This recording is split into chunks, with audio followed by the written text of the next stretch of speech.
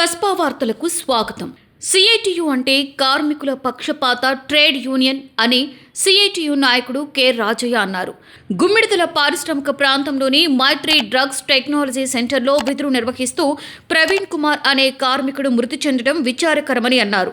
కార్మికుల హక్కుల చట్టం ప్రకారం మృతి చెందిన బాధితుని కుటుంబానికి సిఐటియు అండగా ఉండి కంపెనీ యాజమాన్యంపై ఒత్తిడి పెంచి బాధితుని కుటుంబానికి న్యాయం చేయాలని సిఐటియు చొరవ తీసుకుని మైత్రి డ్రగ్స్ కంపెనీ యాజమాన్యంతో చర్చించి మృతుడి కుటుంబానికి 80 లక్షల నష్టపరిహారాన్ని ఇచ్చే విధంగా, కుటుంబంలోని ఒకరికి పర్మనెంట్ ఉద్యోగం ఇచ్చే విధంగా సిఐటియు పరిశ్రమ యాజమాన్యంతో అంగీకారం కుదుర్చుకోవడం జరిగిందని సిఐటియు నాయకుడు కె రాజయ్య తెలిపారు.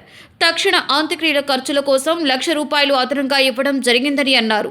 వారం రోజుల లోపల మైత్రి డ్రగ్స్ కంపెనీ యాజమాన్యంతో సిఐటియు తుది చర్చలు జరిపి ఇంకా కంపెనీ పరంగా వచ్చే అన్ని రకాల బెనిఫిట్స్ను మృతుని కుటుంబానికి చెందే విధంగా అంగీకారం చేసుకోవడం జరుగుతుందని కె రాజయ్య తెలిపారు. పారిశ్రామిక ప్రాంతాల పరిశ్రమలలో పనిచేస్తున్న కార్మికులకు సిఐటియు ఎప్పుడూ అండగా ఉంటుందని ఈ సందర్భంగా సిఐటియు నాయకులు కె రాజయ్య కార్మిక వర్గానికి భరోసా ఇచ్చారు. చూస్తూనే ఉండండి Kasba news. Thank you for watching Kasba news channel. నిరంతర వార్తల కోసం ఛానల్ ని సబ్స్క్రైబ్ చేసుకుని పక్కనే ఉన్న బెల్ ఐకాన్ ని క్లిక్ చేయండి.